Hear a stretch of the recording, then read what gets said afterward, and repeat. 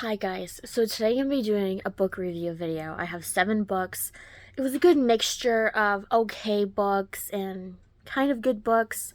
So this first one is called Out of Circulation. It's a Cat in the Stacks mystery. It's by Miranda James. It's about this man. He works in the library part-time as an archivist, and he's part of this group with these older ladies. They were having a fundraising gala for the library. This is what it looks like. And I read some of these books before. I read one, I think a couple book review videos ago.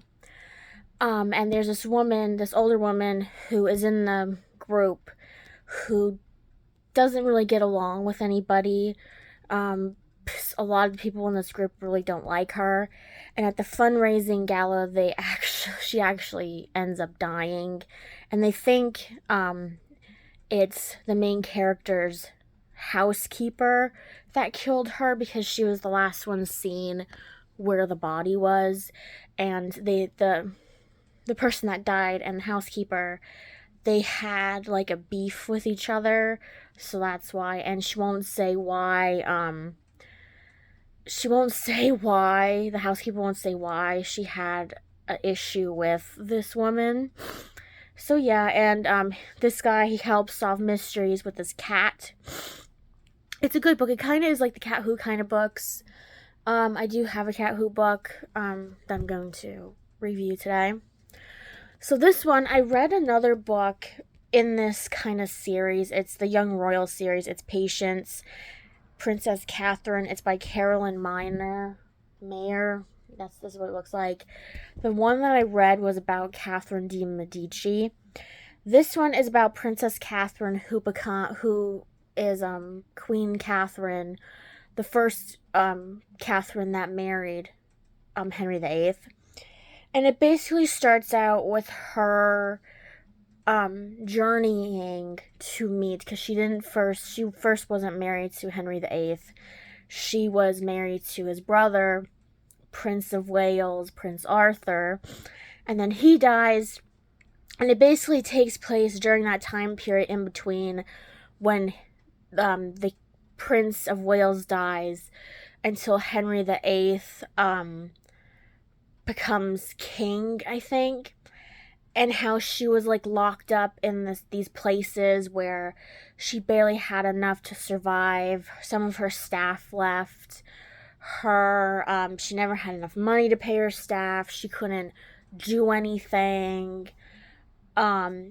Stuff like that. She was basically just like in secluded spots until I think Henry VIII finally said, like, Henry VIII became king and he wanted to marry her.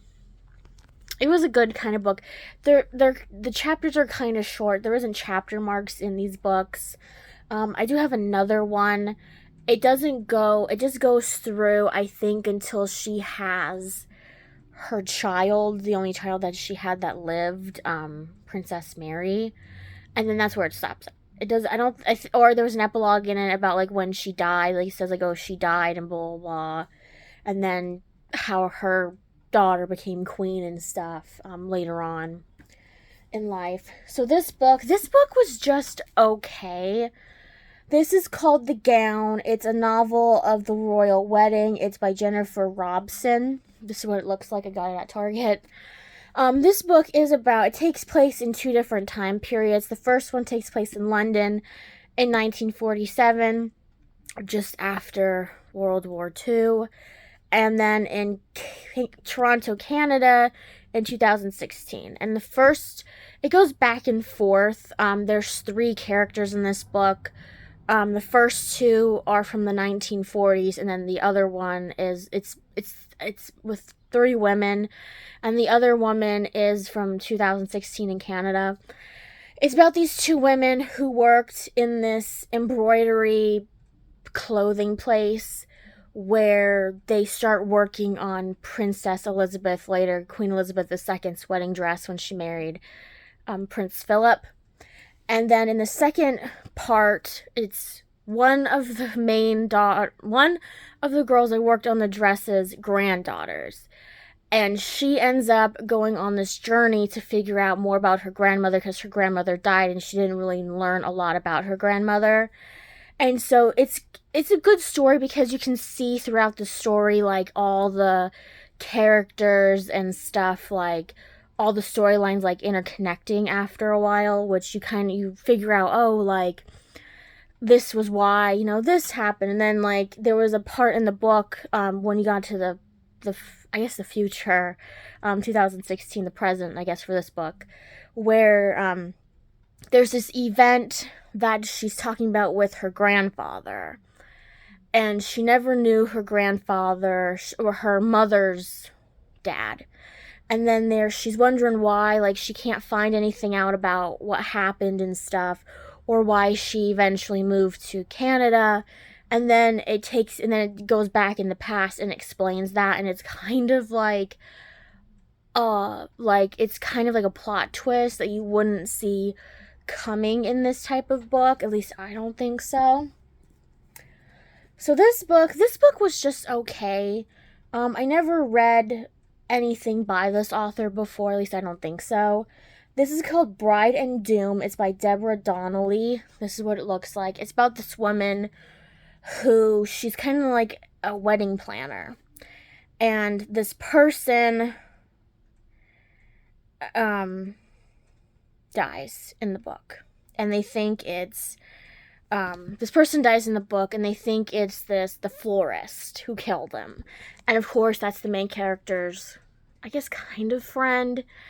And she has to figure out who did it. They all think that it's sort of related to the bride's future, well, the girl's future husband, not the main characters, but the person she's planning the wedding for.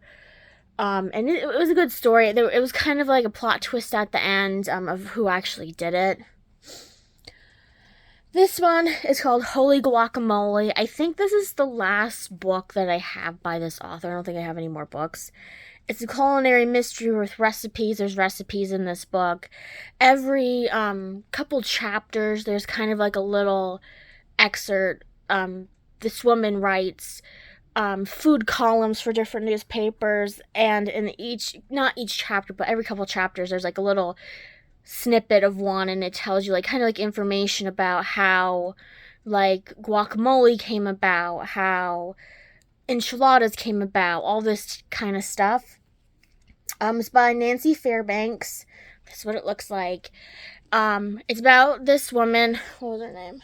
Carolyn, who her and her husband just moved to El Paso, and her husband is like a professor at this college, and she, like I said, is like a food blogger. She writes about food, stuff like that, and this one person dies at this, they went to this, like, they're part of like opera group, and this person put on this play, kind of like Macbeth, but it was kind of like, it was a not so great kind of interpretation that this guy made of Macbeth.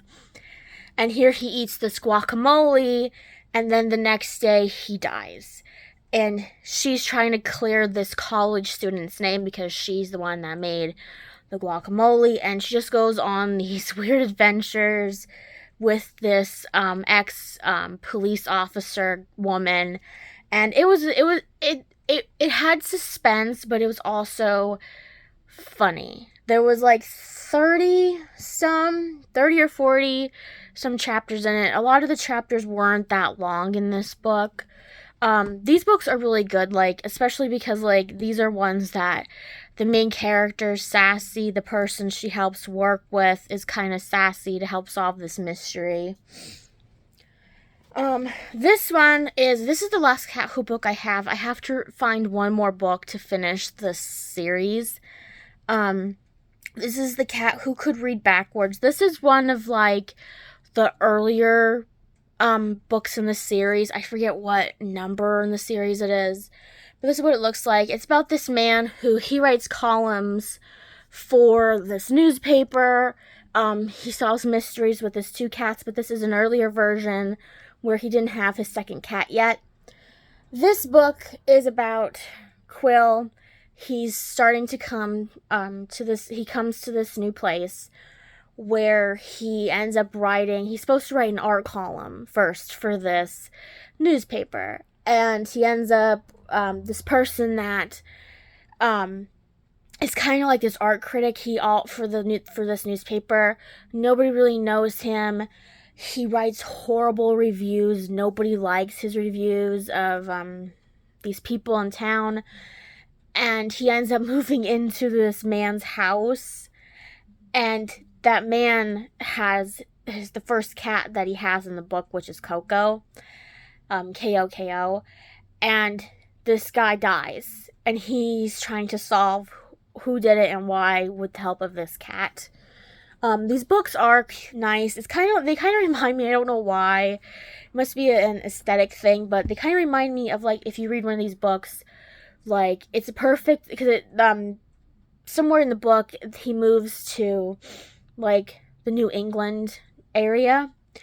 And it kind of reminds me of, like, reading these books, like, when you're cuddled up in a blanket, when it's really cold out, like, when it's the fall time, and you're under a blanket, you're reading this book. Like, that just gives me the aesthetic of, like, living in this small town that this guy lives in. So last but not least, these books I enjoy. I have a couple of these books. I have 2 that I have to read. There's a couple more in this series. I don't know if you would call it a series. I guess you would. But I've read a couple of these stories in the past. These are kind of like retellings of Disney movies Disney movies, I guess. And it always has a question. And then this person it's called Twisted Tale. And this one is, what if Belle's mother cursed the beast? And it's called As Old as Time. It's by Liz Braswell. I think I don't know if she writes all these books, or if she wrote a couple of these books. I don't remember, but this is what it looks like. And basically, it's just a retelling of the story.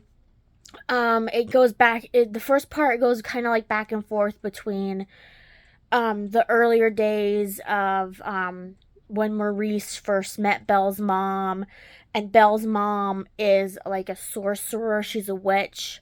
She's an enchantress, I think they call her. And Maurice isn't. He's just a normal person, and they get married. They have Belle, and all these the kingdom that the beast rules over is the kingdom where they lived in the beginning. And all these things keep happening to her magical friends, and eventually they move to a different place that's far away from this kingdom where Beast's mother and father rule. And here the plague comes to this town, and it kills people in the town. The Beast's parents want to protect their son, and all these different things, and then they both end up dying. And then here she goes to see the Beast when he's just like it was when he was like a child. I think he was just like 10 or 11, and she wanted to know if he was exactly like his parents, where they were kind of like, they didn't care about anybody, they didn't care about people that were like her. They were self-centered, and here he was the same way, and she cursed him with turning him into a beast.